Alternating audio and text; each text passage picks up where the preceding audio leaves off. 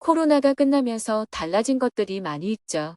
그중에서 2023년의 부동산 시장은 정말 다이나믹하게 변화하였는데 대출 규제 방안과 세금 관련 내용들이 바뀌면서 앞으로 집을 어떻게 구해야 할지, 저렴한 대출은 어떻게 이용해야 할지 미리 알아두시면 좋습니다.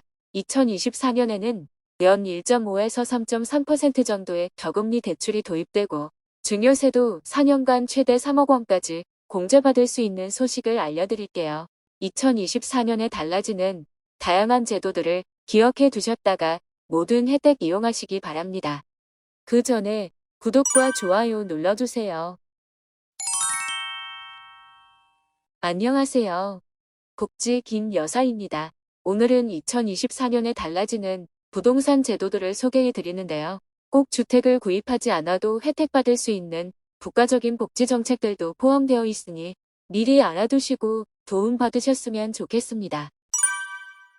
첫 번째는 청약저축을 하는 분들이 받을 수 있는 혜택 소식입니다. 2024년에는 주택청약저축 납입액의 소득 공제 한도를 최대 60만 원까지 추가 상향되는데요. 기존에는 연 240만 원까지 공제가 되었지만 2024년 1월부터는 최대 300만 원까지 상향될 예정입니다. 그러니까 1년에 60만 원의 세금을 공제받아서 연말정산 때 그만큼 추가 혜택을 받을 수 있다는 거죠. 다만 조세특례제한법 개정이 필요한 사안으로 개정 여부에 따라 2024년 1월 1일 이후에 바로 적용될 수도 있고 아니면 개정된 내용에 따라 추후에 적용될 예정입니다.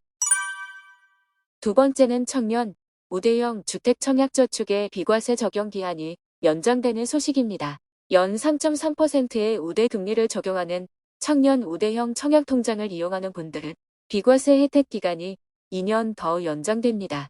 이 청약통장은 연총 급여액이 3,600만 원 이하 또는 종합소득액이 2,600만 원 이하의 무주택 세대주인 경우에 최대 500만 원까지 이자 소득 비과세 혜택을 받을 수 있네요. 세 번째는 대출과 관련된 내용입니다. 대출 내용은 두 가지로 주택 구입 자금은 최대 5억 원까지 연 1.6에서 3.3% 금리로 이용할 수 있고 전세 대출의 경우 최대 3억 원까지 1.1에서 3.0%의 저금리로 이용할 수 있는 대출이 도입됩니다. 신청 대상자는 2년 내에 출산한 무주택 가구로 혼인 여부와 관계없이 신청할 수 있습니다. 다만 연소득이 1억 3천만 원 이하인 분들로 구입 자금 대출은 자산 보유액이 5억 600만 원 이하로 제한되고 전세 자금 대출은 3억 6,100만 원 이하로 제한됩니다. 이 대출은 처음 받은 금리를 5년간 적용하고 추가 출산을 하는 경우 한 명당 0.2%포인트의 추가 금리 인하 혜택이 주어지는 출산 장려 정책입니다. 그리고 출산 자녀와 함께 거주할 목적으로 구입하는 주택은 취득세가 일부 감면될 예정이며 1가구 1주택의 범위를 세대별로 등분상 기재된 가족을 1가구로 정합니다.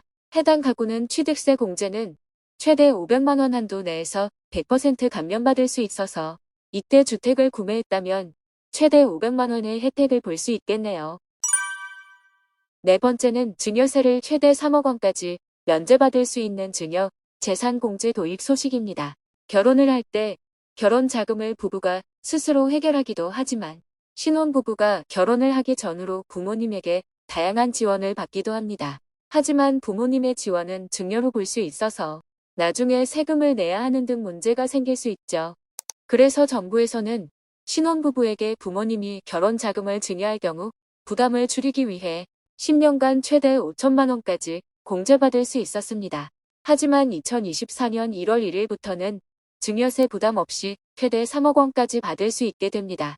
다만 혼인신고일을 기점으로 결혼 전 2년, 결혼 후 2년 이렇게 4년간의 증여액을 10년간 5천만 원에 4년간 추가 1억 원을 공제받아서 양가에서 최대 3억 원이 되는 거죠. 다섯 번째는 앞으로 청약을 준비하는 분들에게 좋은 소식인데요. 보통 아파트 청약에는 1세대에 1인만 신청할 수 있는 것이 일반적이었죠. 앞으로는 이 기준이 달라질 예정인데 기존 부부 합산 1회에서 각각 1회로 변경되면서 총 2회로 늘어납니다. 더 좋은 점은 동일 일자에 당첨자가 발표되는 아파트들의 청약을 중복해서 할 수 없었는데 이제는 각자 개별 통장으로 부부가 두 개 다 신청할 수 있게 됩니다. 다만 이제도 역시 일부 규칙 개정이 필요해서 내년 3월까지 시행 여부가 확정될 예정이네요. 이렇게 5가지 내용으로 청년과 신혼부부 등 미래를 위한 계층에게 지원되는 혜택들을 소개해드렸습니다. 다음 영상에서는 어르신들을 위한 정책이나 저소득 계층 등 다른 계층에서도 알아둬야 할 정책들을 모아서 소개해드리겠습니다. 오늘 영상이 유익하셨다면 구독과 좋아요 부탁드립니다.